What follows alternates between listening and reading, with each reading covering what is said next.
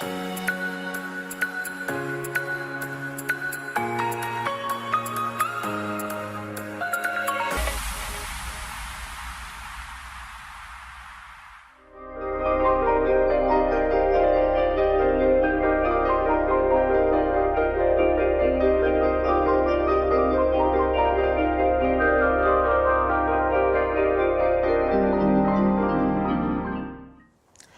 and welcome, ladies and gentlemen. My name is Advocate Jatin Ramaiya. I'm a resident of Ponda and I've been practicing in this legal fraternity for over 10 years. Today, I have the privilege of talking to you all about something very important, our Constitution. Well, Constitution of India and fundamental duties. We all know that we have completed 70 years of our Constitution being in force, protecting our rights and granting a few, maybe curtailing a few. Well, in view of commensurating 70 years of adoption of our Constitution, Government of India has launched a campaign on focusing on creating awareness on fundamental duties. And Goa State Legal Services Authority has appointed nodal officers to create awareness on the fundamental duties that are envisaged in our Constitution. When we talk about the Indian Constitution, it can never be completed in a stipulated period of time. As we all know that we are blessed with a constitution which is perhaps the biggest written constitution among all sovereigns in the world. It is also because, as Dr. Ambedkar rightly said, our constitution is ever evolving and growing with time. Indian constitution has about 395 articles, 22 parts and 12 schedules dealing with every aspect of individual life, individual interaction with each other, as a society, with the state, granting liberties, restricting rights, bestowing duties, besides which it governs the quasi-federal relationship between state and centre. Well, as we all know that the Indian Constitution also governs the arena of citizenship and the rights of citizens. Dr. B.R. Ambedkar said it quite wisely. Our Constitution is workable, it's flexible, it's strong enough to hold our country together both in times of peace and in times of war. Indeed, Dr. Ambedkar rightly said that the reason for its failure shall not be that it's a bad constitution, but because the people were weak. We all know that the Indian Constitution has come into effect on 26 January 1950, but however thereafter it has been amended about 101 times. This itself demonstrates that Indian Constitution, despite being strong, is still fluid to adapt to changes in the society and the changing times. It lays down the framework to make laws, govern the country and establish a structure of policies, procedures, powers and duties of the union and state governments. Besides prescribing these duties, the Constitution also prescribes the fundamental duties of every citizenry. But at this stage, we have to remember what our Honorable Prime Minister recently said. So far as the government is concerned, there is only one holy book, which is the Constitution of India. Interestingly, perhaps, we have the only constitution in the world which has taken inspirations from several countries. From United Kingdom, we have taken inspiration with regards to single citizenship, parliamentary government, rule of law, legislative procedures, etc. From United States of America, we have imbibed part 3 of our Constitution, which are fundamental rights, which in United States of America are popularly known as Bill of Rights. We have also imbibed the concept of separation of powers, independent judiciary, judicial review and protection under law. From Ireland, we have imbibed the concept of directive principles of state policy.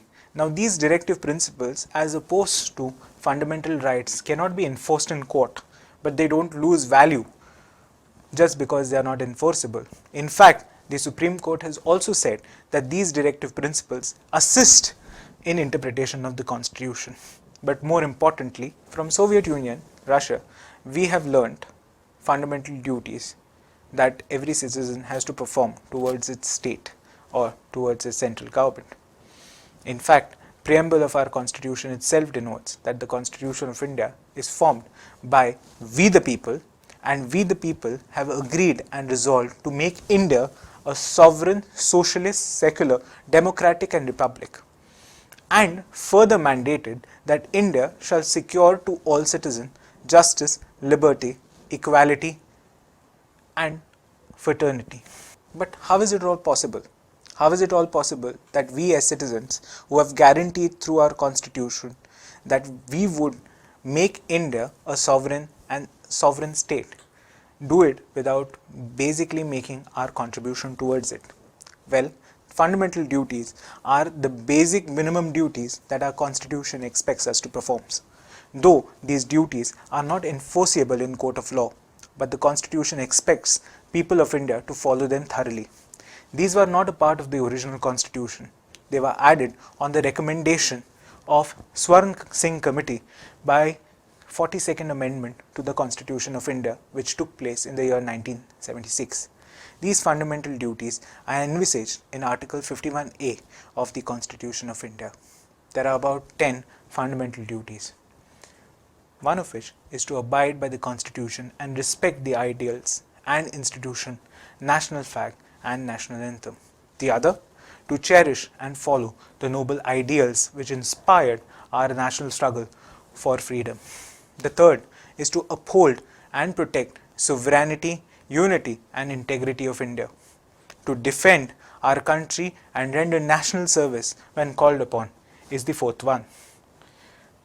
The important one, in fact, one of the most important fundamental duties today is to promote harmony and spirit of common brotherhood amongst all people of India, transcending the religious, linguistic and regional or sectional diversities to renounce practices which are derogatory to the dignity of women, to value and preserve the rich heritage of our composite culture, to protect and improve the natural environment, including forests, lakes, rivers, wildlife, flora and fauna of all nature. The Constitution also mandates that we as citizenry should develop a scientific temper, humanism and spirit of inquiry and reform. It also mandates that we as citizens are custodians or rather could be custodians to ensure safeguarding of public property and also responsible to remove violence from our lives. The Constitution directs its citizenry to strive towards excellence in all spheres of individual and collective activity so that the nation constantly rises to a higher level of endeavor and achievement. In fact, by the 86th Amendment of the Constitution of India, which came in the year 2002, the Constitution mandated and directed the parents and guardians of all children in ward respectively to grant opportunities or make opportunities of education available to such children or wards from the age of 6 to 14. Later on, this fundamental duty was in fact made a fundamental right to all these children. There is a perception in the minds of many, in fact many lawyers, unfortunately I must say, that fundamental duties, since are not justifiable or not enforceable in the court of law, they do not hold any significance. In fact, such a presumption should be knocked down. Merely because a rule is not backed by the sanctions on its disobedience does not mean that it has no importance. It is still regarded a rule of law that is expected to be followed, and it is expected to be followed by our Constitution. A similar incident happened in the case of Minerva Mills versus Union of India, wherein in the context of directive principles, which are similarly placed as fundamental duties, both cannot be enforced. But the Supreme Court in the case of Minerva Mills versus Union of India has recognized that directive principles, though not enforceable, are guiding factors in establishing and interpreting the Constitution in the right manner. The fundamental duties have been incorporated in the Constitution as an attempt to balance between individual civic freedoms with his civic obligations. It is expected that citizens of India, while enjoying fundamental rights, should also perform these duties. Article 51A commands the confidence of all political parties. That's why perhaps, though the Constitution has seen 101 amendments for more than 35 years, there has not been a single removal of a fundamental duty. In fact, while incorporating fundamental duties, the In the Constitution of India, the Union government was conscious of Article 29(1) of the Universal Declaration of Human Rights, which provides that everyone has duties to the communities in which alone free and full development of personality is possible.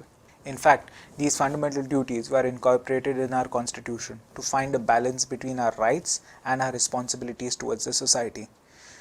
When we got our Constitution for the first time, it had about 20 fundamental rights.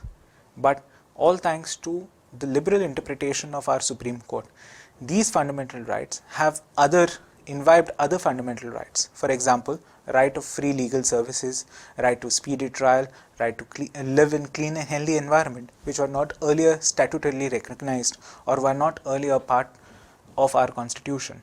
The Supreme Court over the last 70 years has actually considered them to be very foundation of our existence and very foundation of Part 3 of our Constitution of India. As a result of this imbalance between current set of fundamental rights and duties and the changing nature of Indian socio-political structure, well, we have to perhaps introduce more fundamental duties in our Constitution.